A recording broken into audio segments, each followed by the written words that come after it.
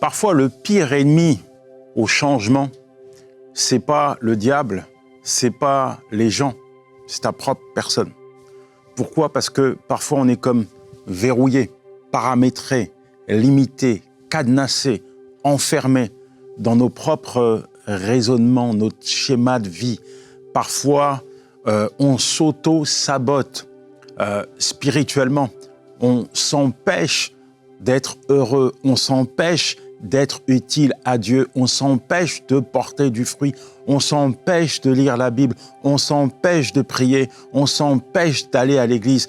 La chair a toujours des désirs qui sont contraires à la volonté de Dieu et qui peuvent nous paraître meilleurs. Le matin, par exemple, tu veux prendre 1 heure de prière, tu mets ton réveil à 6 heures, il commence à sonner et tu as ta conscience qui te martèle. Tu as encore 1 heure, c'est pas la peine de prier, reste dormir. Je suis fatigué. Les dimanches, le culte le matin, tu as mis ton réveil, la famille est préparée, et puis il y a des activités, tes amis qui te proposent d'aller faire ci, d'aller faire cela.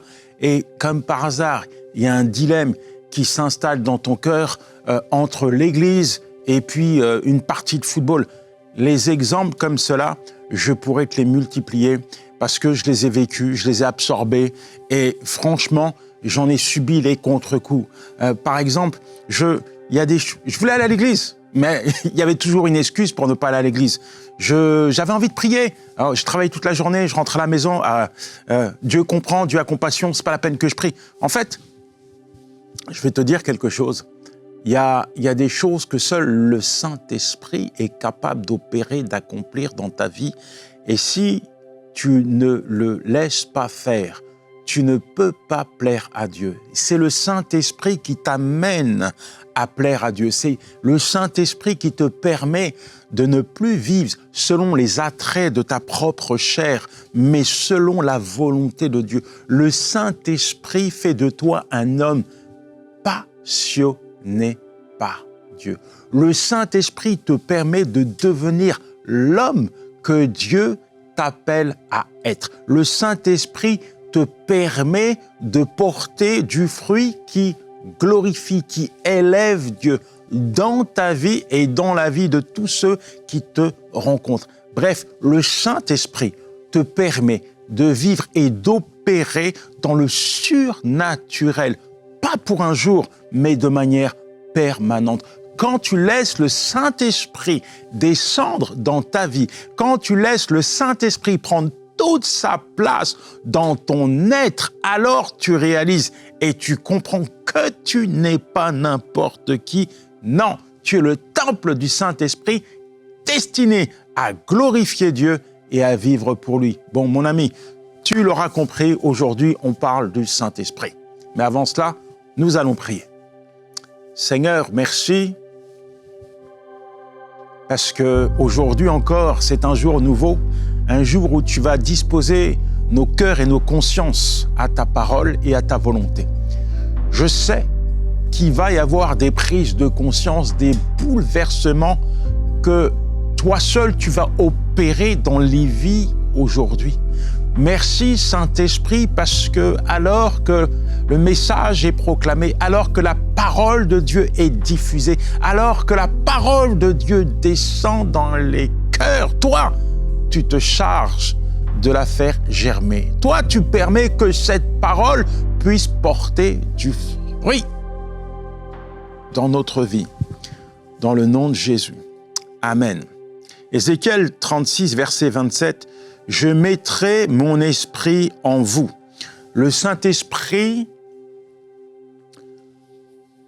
est celui qui nous révèle la pensée de Dieu. Le Saint-Esprit est celui qui change notre cœur.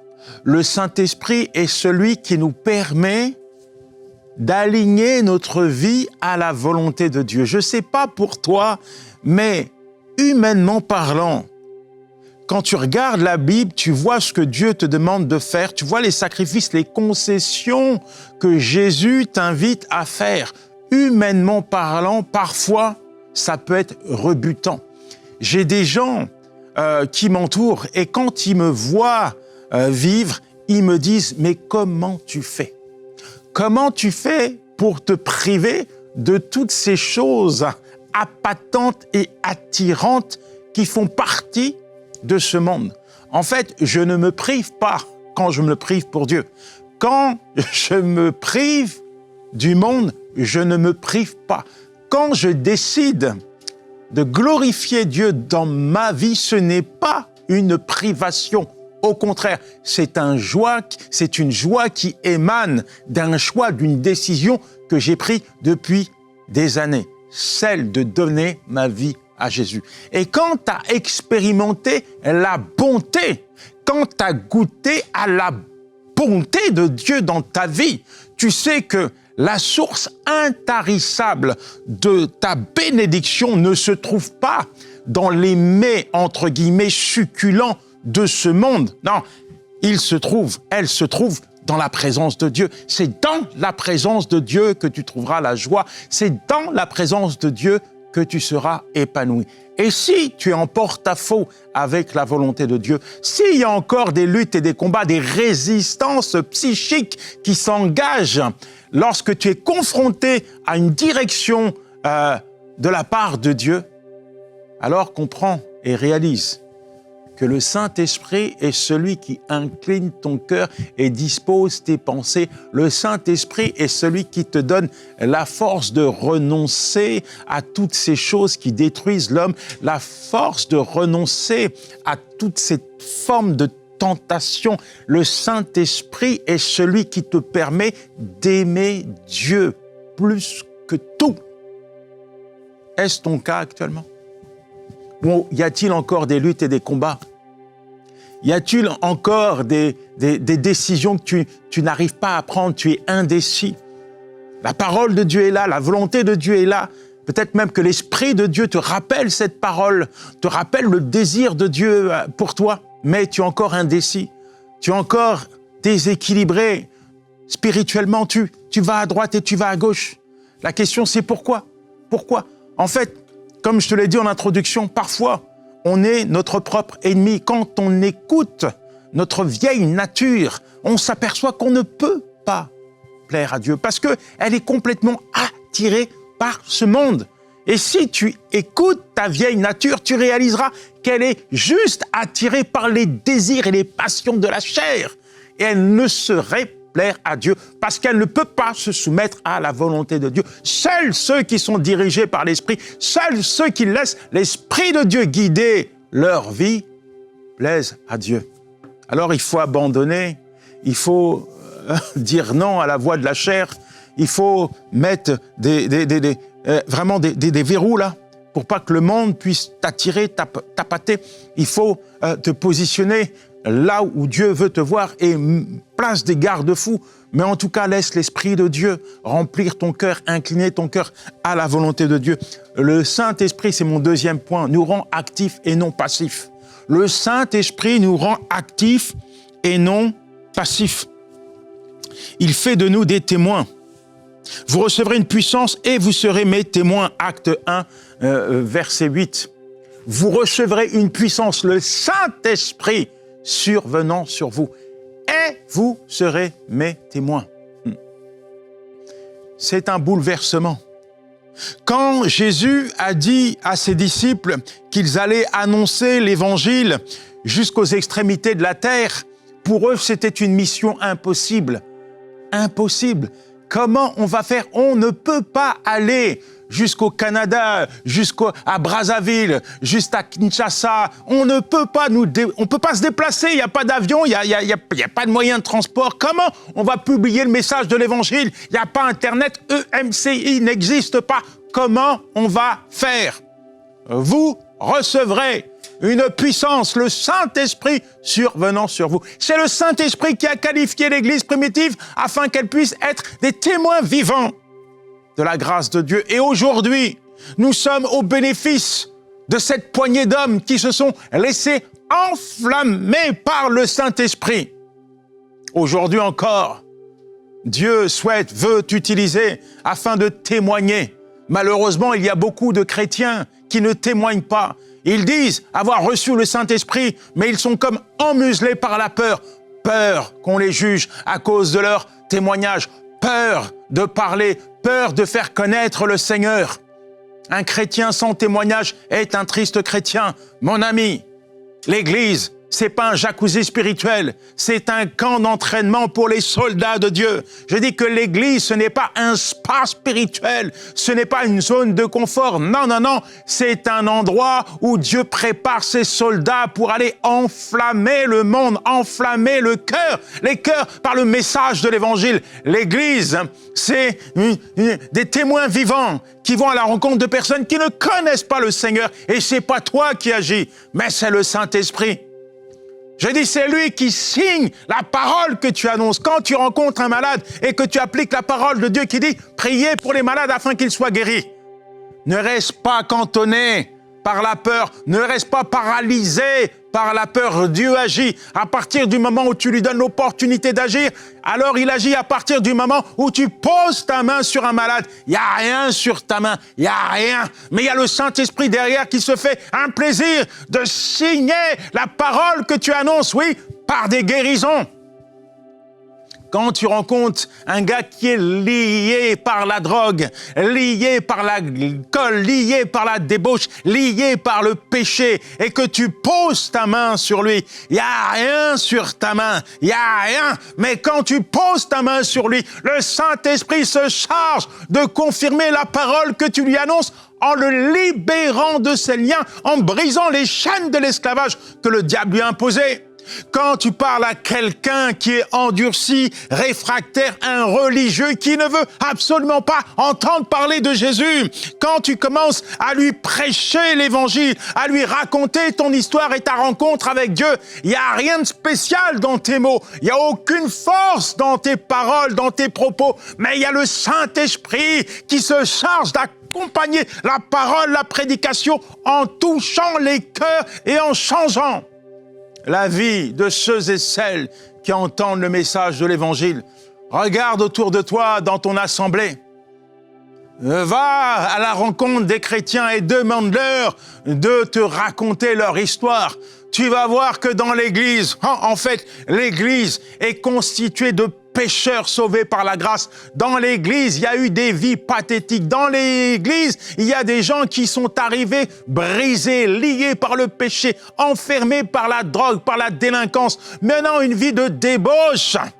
Mais ils ont entendu le message de l'Évangile. Le Saint-Esprit est entré dans leur vie et a tout changé. Oui, quand tu viens à Jésus, c'est l'assurance pour un homme, pour une femme, de voir le Saint-Esprit opérer des changements radicaux en lui. Et ce que Dieu a fait dans ta vie, il est capable de le faire dans d'autres vies, dans la vie de ceux à qui tu parles du Seigneur, à qui tu racontes ton témoignage. Il est capable d'agir comme il a agi pour toi et tant d'autres. Alors, le Saint-Esprit ne veut pas faire de toi un passif, mais un actif. Il ne veut pas faire de toi un soldat déserteur, mais un soldat engagé.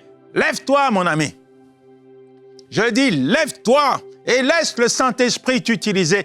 Laisse le Saint-Esprit faire ce qu'il veut avec toi. Et il le fera. Il t'utilisera au-delà même de tout ce que tu penses. On pourra aller loin là-dessus. Mais je vais juste te réveiller et te permettre de comprendre que le Saint-Esprit a une œuvre à accomplir dans ta vie. Il a une tâche à accomplir avec toi.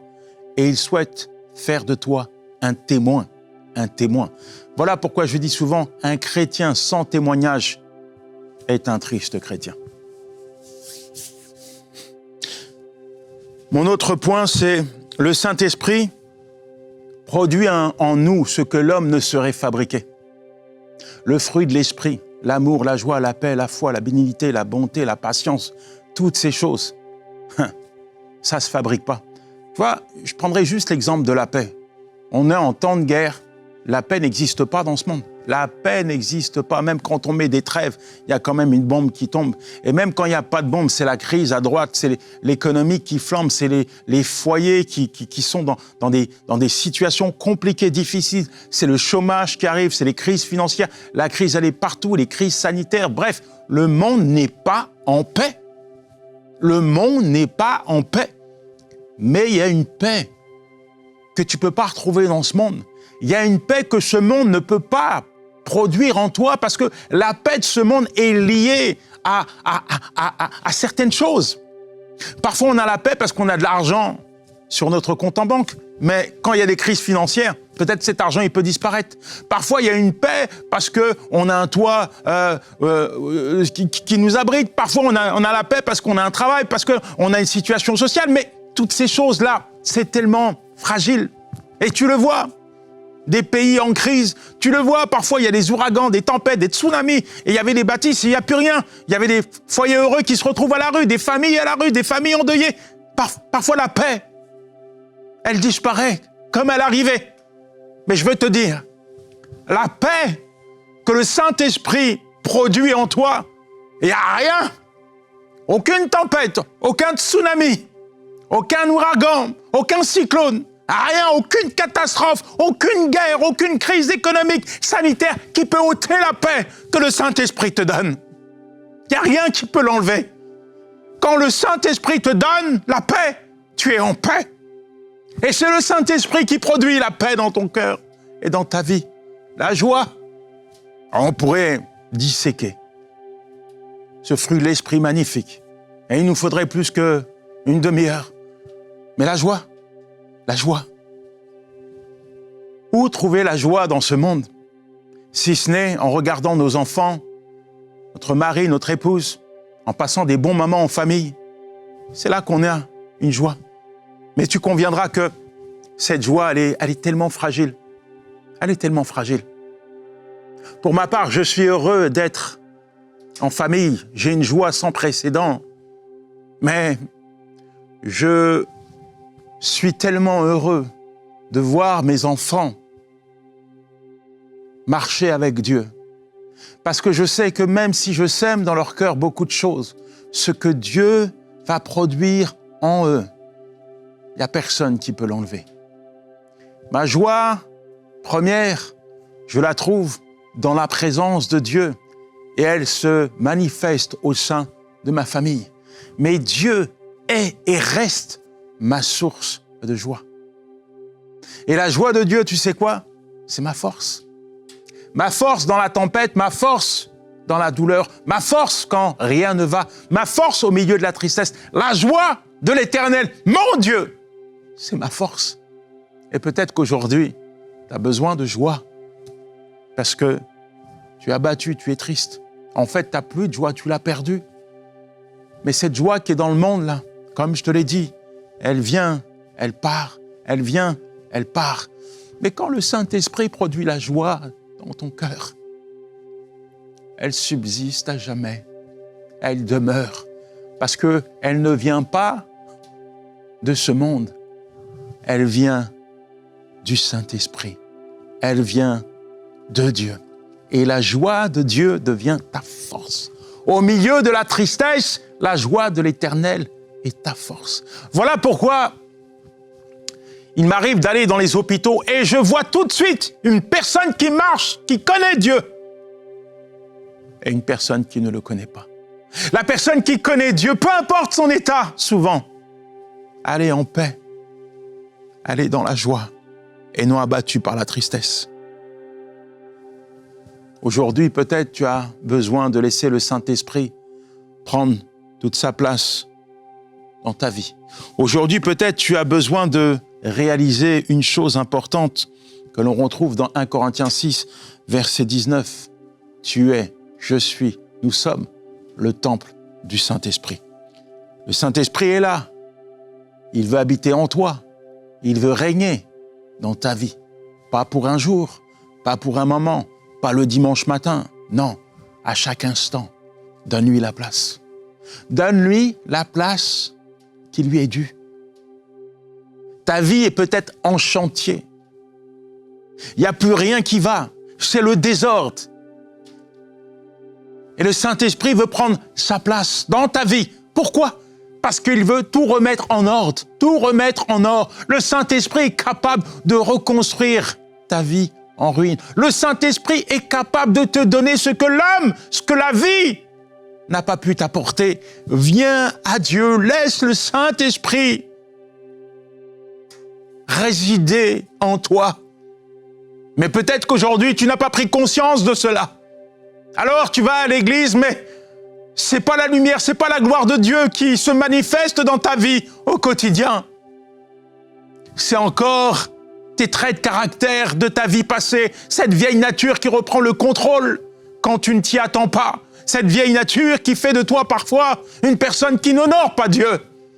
Si tu veux que ça change, arrête de résister. Si tu veux que ça change, laisse le Saint-Esprit prendre sa place dans ta vie une fois pour toutes.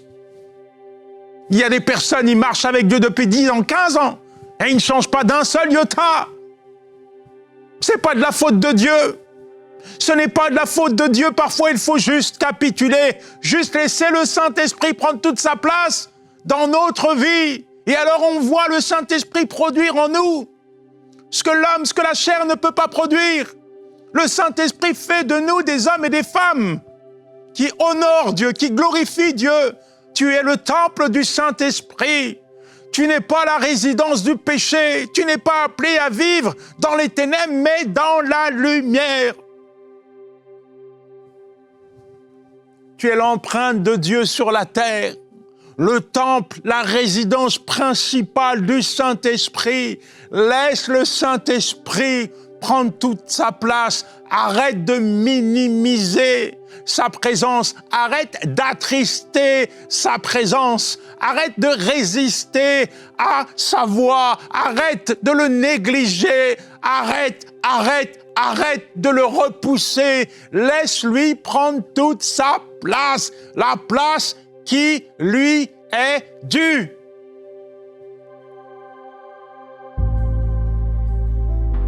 Saint-Esprit, merci.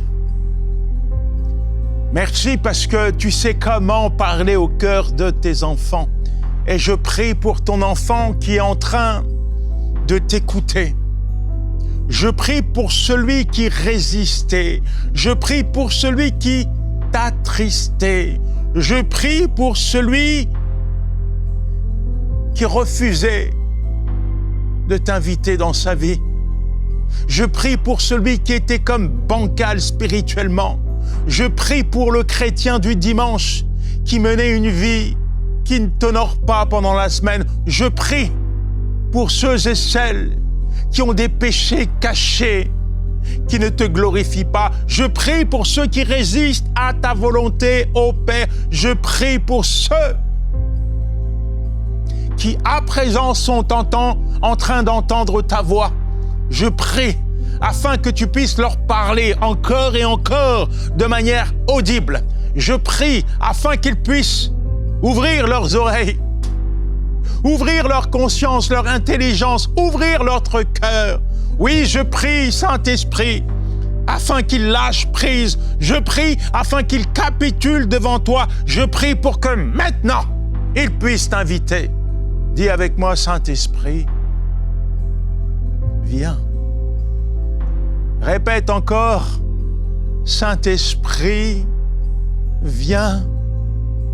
Je te demande pardon d'avoir résisté à ta voix. Je te demande pardon d'avoir rejeté ta présence. Je te demande pardon. Je me repens. Saint-Esprit, viens. Viens, Saint-Esprit, prendre la place qui t'est due. Je prends l'engagement aujourd'hui de t'honorer. Je prends l'engagement aujourd'hui de ne plus t'attrister. Oui, Saint-Esprit, convainc-moi chaque jour que tu es là. Permets que je puisse vivre pour glorifier le Père.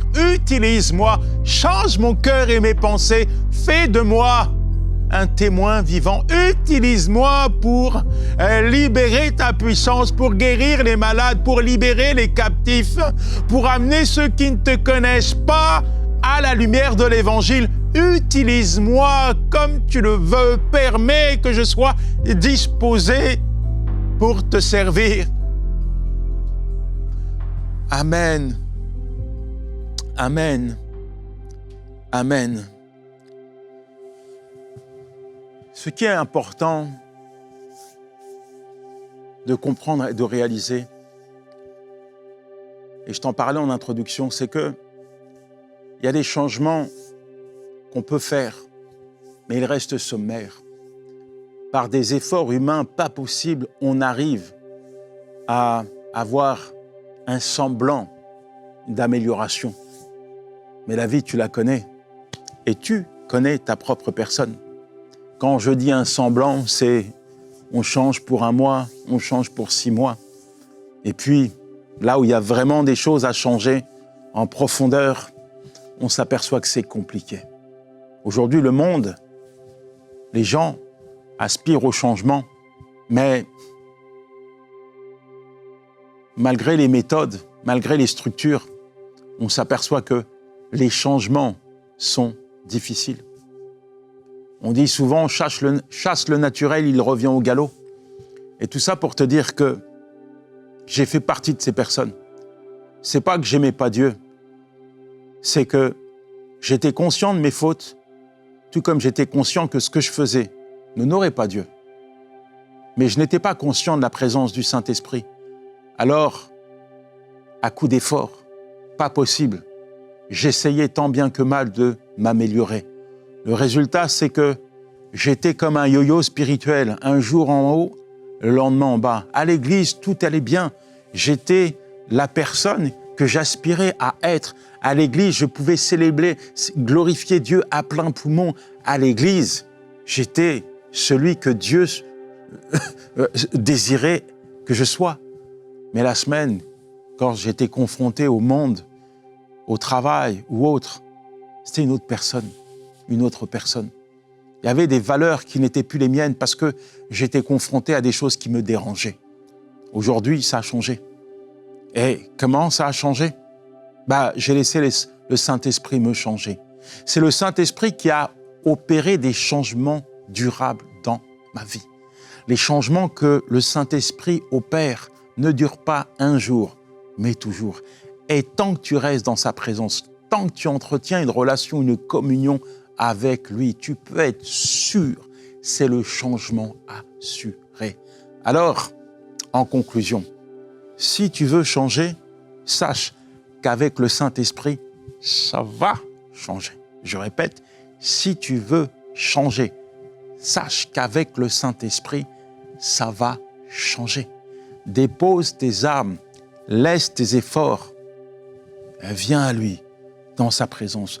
Nous avons prié, mais continue à nourrir, à entretenir sa présence. Prends conscience qu'il est là et quelles que soient les tentations, quelles que soient les choses que tu as besoin de changer, prends l'habitude de lui parler parce qu'il est là pour t'écouter et il est là pour agir, intervenir dans ta vie.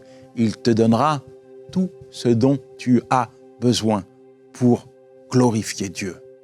Ciao! C'était Yanis Gauthier.